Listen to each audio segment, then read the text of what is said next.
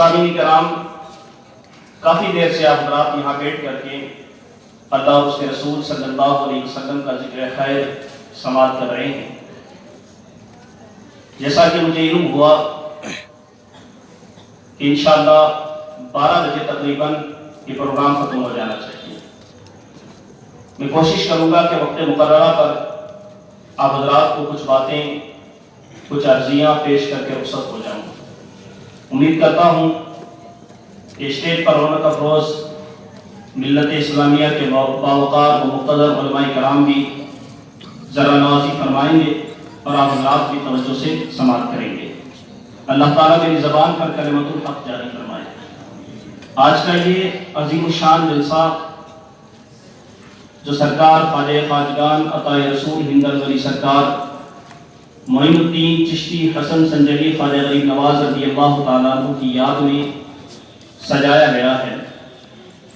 میرا تعلق اس سرزمین سے ہے جہاں سرکار خواجہ غریب نواز رحمۃ اللہ تعالیٰ علیہ کا فیضان چون کر برس رہا ہے۔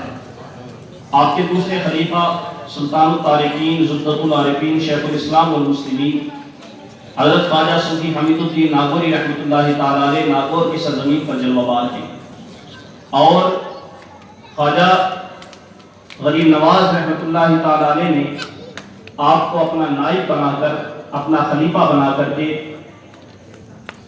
ہم لوگوں کی ہدایت اور رہنمائی کے لیے ناگور کی سرزمین پر مقرر فرمایا۔ ایسی پاک باز ہستیوں کا ذکر کرنا، ایسے لوگوں کو یاد کرنا، اس کا مقصد یہ ہوتا ہے تاکہ ان کی مقدس زندگی سے ہم کچھ سبق حاصل کریں اور اپنی زندگی کو ان کی نورانی سیرت سے چمکانے کی کوشش کریں۔ آج اگر ہم مسلمانوں کے حالات کو دیکھتے ہیں، کلیجہ دل کو آتا ہے، دل خون کے آنسو ہوتا ہے۔ جس دور سے مسلمان گزر رہا ہے، زندگی میں شاید ایسا دور ہم نے پہلے کبھی نہیں دیکھا تھا۔ ہندوستان کی سرزمین جس کو خواجہ ہندوستان نے اپنے فیضان سے شاد و آباد رکھا، اللہ جانے کس حاسد کی نظر لگی کہ یہاں کے رہنے والے خواجہ غریب نواز رحمۃ اللہ تعالیٰ علیہ کے چاہنے والے ایسی مصیبتوں کا شکار ہوں گے، یہ پہلے کبھی سوچا نہیں تھا۔ لیکن اپنی ساری بربادیوں کا، اپنی ساری پریشانیوں کا الزام حالات کو دے دینا، کسی قوم کے اوپر ڈال دینا، یہ سب سے بڑی ناانصافی ہوتی ہے۔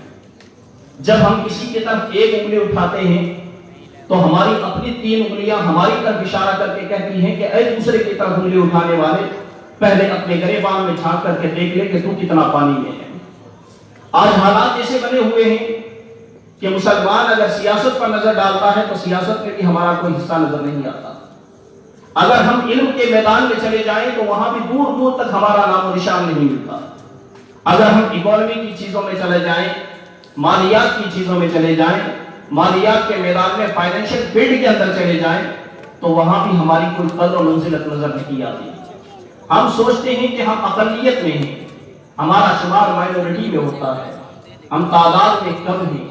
ہندی زبان میں جسے الپسنکھیک بولا جاتا ہے کہ مسلمان ہندوستان کی سرزمین میں مائنورٹی پہ ہیں، اس لیے ان کو ترقی نہیں مل پا رہی، اس لیے یہ بنیادی حقوقوں سے محروم ہیں۔ لیکن آئیے میں آپ کو بتاتا ہوں، ہم ہندوستان کی سرزمین ہی پر کیوں دیکھیں۔ مسلمان کو، اسلام تو آفاقی مذہب ہے، اور مسلمان جب سوچتا ہے تو اپنے ملک، اپنے وطن، اپنی قوم سے اوپر اٹھ کر کے سوچا جاتا ہے، اور مسلمان جب فکر کرتا ہے تو پوری دنیا پر دیکھا کرتا ہے۔ میں آپ کو تعداد بتاؤں کہ پوری دنیا کے اندر مسلمانوں کی تعداد کیا ہے۔ ہندوستان کو نہ دیکھیں بلکہ پوری دنیا کے اندر مسلمانوں کی 22% آبادی جو ہے وہ مسلمانوں کی، تقریباً ہر چوتھا پانچواں آدمی مسلمان ہوتا ہے پوری دنیا کے اندر۔ اور دنیا میں جتنی بھی پراپرٹی ہے، جتنا بھی مال ہے، اثاثہ ہے، 24% کے اوپر مسلمانوں کا حق ہے۔ بڑے بڑے ممالک، تقریباً 58 ممالک ایسے ہیں جو صرف مسلم ملک کے نام سے جانے اور پہچانے جاتے ہیں۔ پھر ہم اقلیت کہاں سے ہوئے، پھر ہم مائنورٹی کہاں ہوئے، پھر ہماری تعداد کم کیسے ہوئی؟ یہ تو ہمارا ذہن کا وہم ہے، یہ تو ہماری سوچ کی پسماندگی ہے کہ آج ہم سوچتے ہیں کہ دنیا کے اندر ہم کم ہیں، تو پھر ہم ہر جگہ دھکے کیوں کھا رہے ہیں؟ پھر مسلمان بھگایا کیوں جا رہا ہے؟ پھر مسلمان کو پریشان کیوں کیا جا رہا ہے؟ قرآن اللہ کی کتاب ہے اور اللہ فرماتا ہے وَلَا رَطَبٍ وَلَا يَابِسٍ إِلَّا فِي كِتَابٍ مُبِينٍ۔ ہر خشک و تر کا بیان اللہ نے کتاب حکیم قرآن مجید میں عطا فرمایا ہے۔ آئیے قرآن سے سوال کرتے ہیں، اللہ کی کتاب تو بتا مسلمان پسماندہ حالات میں کیوں ہیں؟ مسلمان اس محرومی کے اندر کیوں ہیں؟ قرآن سے کہتے ہیں تو قرآن کہتا ہے وَمَا أَصَابَكُم مِّن مُّصِيبَةٍ فَبِمَا كَسَبَتْ أَيْدِيكُمْ، جو بھی تمہیں تکلیف پہنچتی ہے تمہارے اپنے کرتوتوں کی سزا ہوا کرتی ہے۔ آج ہم اپنے گریبان میں جھانک کر کے دیکھیں، میں آپ کو اپنے راجستھان لے کر کے چلتا ہوں۔ راجستھان میں ایک ضلع ہے جس کو بھیلواڑہ بولتے ہیں، آپ نے نام سنا ہوگا، یہاں اکثر راجستھانی حضرات موجود ہیں۔ آج سے تقریباً 4-5 سال پہلے کی بات ہے، بھیلواڑہ کے لوکل کورٹ کے اندر، سیشن کورٹ کے اندر ایک اپیل دائر کی گئی۔ اپیل یہ دائر کی گئی کہ مسلمانوں کے لیے جو فجر کے وقت اذان دی جاتی ہے لاؤڈ اسپیکر کے اوپر، اس اذان کے اوپر پابندی لگا دی جائے۔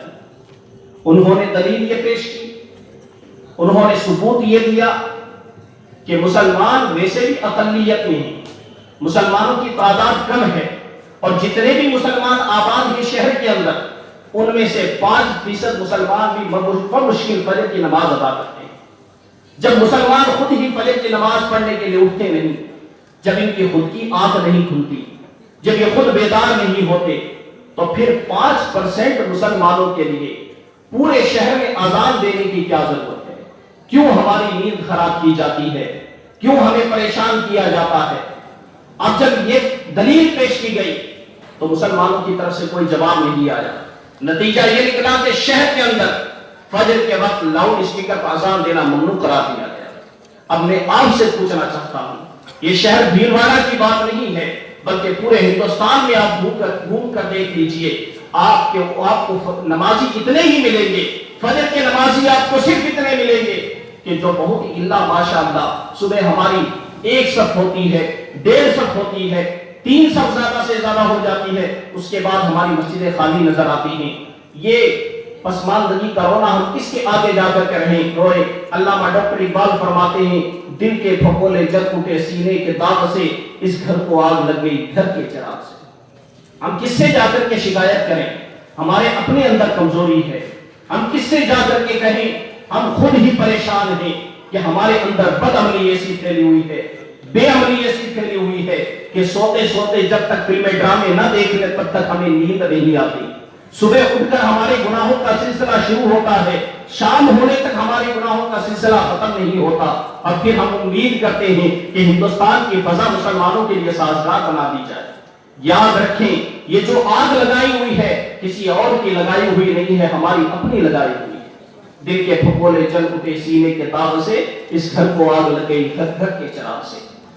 اعلیٰ حضرت عظیم البرکت امام عشق و محبت پروان شمع رسالت میرے آقا نعمت پیشوا اہل سنت فرماتے ہیں دل لہو میں کھونا تجھے، شب صبح تک سونا تجھے، شرم نبی خوف خدا یہ بھی نہیں وہ بھی نہیں، رزق خدا کھایا کیا، فرمان حق تالا کیا، شکر کرم کر سے سزا یہ بھی نہیں وہ بھی نہیں۔ ہم اللہ کا رزق کھاتے ہیں اور اللہ کے ہی فرمان ٹالتے ہیں، اللہ ہی کا رزق کھاتے ہیں، رب کے فرمان کو ٹالتے ہیں، نہ تو خدا کے کرم کا شکریہ ادا کرتے ہیں، نہ اللہ کی سزا سے ہم ڈرتے ہیں، نہ تو یہ کام ہم کر پاتے ہیں نہ وہ کام ہم کر پاتے ہیں۔ پھر اس کے بعد میں ہم سوچتے ہیں ہمارے اوپر رحمتوں کی بارشیں ہوں، ہماری ناز برداریاں کی جائے، ہمارے حالات اپنے آپ بن جائیں گے۔ علامہ ڈاکٹر اقبال نے فرمایا تھا خدا نے آج تک اس قوم کی حالت نہیں بدلی نہ ہو جس کو خیال آپ اپنی حالت کے بدل لیں۔ ہم خود بدلنا ہی نہیں چاہتے، ہماری گھر کی بہو بیٹیاں بے عزت ہو کر بازار میں بے پردہ گھومیں، ہمارے بچوں کے زبان پر نعت نبی کے بجائے فلمی ڈرامے اور فلمی گانے رہیں، ہم خود اپنے بچوں کو کبھی تربیت کی تعلیم کے 2 پھول عطا نہ کریں، اور پھر اس کے بعد میں ہم سوچیں کہ یہ سارے معاملات اپنے آپ درست ہو جائیں گے۔ ہمارا یہ سوچنا فضول ہے۔ آپ کسی کے یہاں کام کرتے ہیں، آپ کسی کے یہاں نوکری کرتے ہیں، آپ کسی کے یہاں جاب کرتے ہیں، آپ سوچیں اگر ایک دن آپ کام پر نہ جائیں، ایک دن آپ کام کرنے نہ جائیں، آپ کا سیٹ آپ کو تنخواہ نہیں دے گا۔ آدھا دن کام کرنے نہ جائے، وہ آدھے دن کی تنخواہ آپ کی کاٹ لیتا ہے۔ ہمارا رب کتنا قریب ہے کہ ہم اللہ کے لیے عبادت بھی نہیں کرتے، لیکن پھر بھی ہماری نازبرداریاں اتنی ہوتی ہیں، انسان جب صبح بیدار ہوتا ہے تو بھوکا ہوتا ہے، لیکن اٹھتے ہی اسے کھانا پیش کر دیا جاتا ہے، دوپہر میں اسے کھانا دیا جاتا ہے، جب سوتا ہے تو پیٹ بھر کے سوتا ہے، جب اسے آرام کرنی ہوتی ہے تو رات کا شامیانہ کام دیا جاتا ہے، جب اسے کام کرنا ہوتا ہے تو دن کا اجالا کھلا دیا جاتا ہے، جب اسے سردی لگتی ہے تو گرم لحاف دیا جاتا ہے، جب اسے گرمی لگتی ہے تو ٹھنڈی ہوائیں چلا دی جاتی ہیں۔ پھر اس کے بعد کہتے ہیں کہ ہمارے اوپر رب کی رحمتیں کب ہو گئی، ہم سے اللہ کی رحمتیں دور ہو گئی۔ یاد رکھیں یہ ہماری کمزوری ہے کہ ہم نے اللہ کی رحمتوں کو سمجھا ہی نہیں، جس کی بنا پر آج حالات ایسے بنے ہوئے ہیں۔ میں آپ سے گزارش کرتا ہوں میرے بھائیوں، سرکار خواجہ غریب نواز رحمۃ اللہ تعالیٰ علیہ کی سیرت کا آپ کا مطالعہ کریں، آپ کو احساس ہوگا کہ ہم غریب نواز کے دربار میں حاضر ہو کر چادر چڑھانا اپنے لیے خوش بختی سمجھتے ہیں، بارگاہ غریب نواز میں حاضر ہو کر کے ہم سجدے پیشانی کو جھکانا، عقیدت کی نیاز کے طور پر پیشانی کو جھکانا ہم بڑے فخر تسلیم کرتے ہیں، مفکرانہ انداز میں ہم بڑے شان سے کہتے ہیں کہ ہم بارگاہ غریب نواز میں جا کر کے آئے ہیں۔ ذرا یہ تو سوچو، سرکار خواجہ غریب نواز نے ہمیں اس لیے نہیں یہ تعلیم دی تھی کہ تم میرے دربار میں آؤ لیکن نمازیں چھوڑتے ہوئے میرے دربار میں آؤ، تم یہاں آؤ تو مخلوق کے خدا کا خیال نہ رکھو۔ ہم عرس کے موقع پر جاتے ہیں، بڑی معذرت کے ساتھ میں عرض کرتا ہوں، بڑی معذرت کے ساتھ میں جب ہم حج بیت اللہ کے لیے جائیں یا عمرہ کرنے کے لیے جائیں، ہم حجر اسود کا بوسہ لینے کے لیے بڑھتے ہیں تو اسلام کہتا ہے اگر بھیڑ زیادہ ہو، لوگوں کو دھکا دینے کی ضرورت پیش آئے، دور سے استعلام کر لو، تمہارا بوسہ ہو جائے گا، اللہ تمہیں حجر اسود چومنے کا ثواب بھی عطا فرما دے گا۔ وہاں ہمیں یہاں یہ حکم دیا گیا، لیکن ہم جب بارگاہ غریب نواز میں جاتے ہیں، مرد بھی جاتے ہیں، عورتیں بھی جاتی ہیں، بچے بھی جاتے ہیں، لیکن جب بھیڑ اتنی زیادہ ہوتی ہے کہ ہم اندر گھسنے کی کوشش کرتے ہیں، اندر جانے کی کوشش کرتے ہیں کہ کسی طریقے سے مزار مقدس کی ہمیں حاضری نصیب ہو جائے، وہاں غیر محرم عورتوں سے ہمارا جسم ٹچ ہو رہا ہے، وہاں غیر محرموں پر ہمارا جسم ٹچ ہو رہا ہے، ہمیں اس کی فکر نہیں ہے، اللہ کے عذاب کو ہم دعوت دے رہے ہیں، اس کی ہمیں فکر نہیں ہے، بس ہمیں تو بارگاہ غریب نواز میں حاضر ہونا ہے۔ کبھی ہم نے اعلیٰ حضرت کی تعلیم نہیں پڑھی؟ آپ سیدی سرکار اعلیٰ حضرت سے پوچھو مزار شریف پہ حاضری کیسے دی جاتی ہے؟ اعلیٰ حضرت جب حج کرنے کے لیے جاتے ہیں تو سیدی سرکار اعلیٰ حضرت پہلے اجمیر معلیٰ تشریف لے جاتے ہیں بارگاہ غریب نواز میں حاضری دینے کے لیے، لیکن روزہ غریب نواز پر نہیں جاتے، شاہ جہانی مسجد کے اندر جا کے بیٹھ جاتے ہیں، وہیں جا کر ہاتھ کھڑے کر دیتے ہیں، قرآن پڑھتے ہیں، تلاوت کرتے ہیں، دعا مانگتے ہیں، وہیں سے واپس ہو جاتے ہیں۔ کسی نے کہا حضور مزار شریف کے قریب نہیں جاتے، کہا احمد رضا اپنے آپ کو اس لائق نہیں سمجھتا کہ مزار کے قریب جایا جائے۔ اعلیٰ حضرت کی تعلیم یہ ہے ہمیں، لیکن افسوس کہ ہم اعلیٰ حضرت کی تعلیم سے دور ہوتے نظر آ رہے ہیں۔ اعلیٰ حضرت نے حکم دیا مزار شریف پر چادر چڑھانے کے لیے، علماء تشریف فرما ہے، میری بات اگر درست ہوئی تو تصدیق بھی کریں گے اور اگر میں خطا پر ہوں تو میری اصلاح بھی کریں گے۔ اعلیٰ حضرت رحمۃ اللہ تعالیٰ علیہ سے کسی نے سوال فرمایا حضور مزار پر چادر چڑھانا کیسا، مزار پر چادر چڑھانا کیسا؟ اعلیٰ حضرت نے فرمایا جائز ہے، جائز ہے، لیکن اس صورت میں جائز ہے جبکہ پہلے سے کوئی چادر نہ ہو اور پہلے والی چادر یا پرانی نہ ہو گئی ہو۔ اگر پہلے سے چادر موجود ہے یا پٹیاں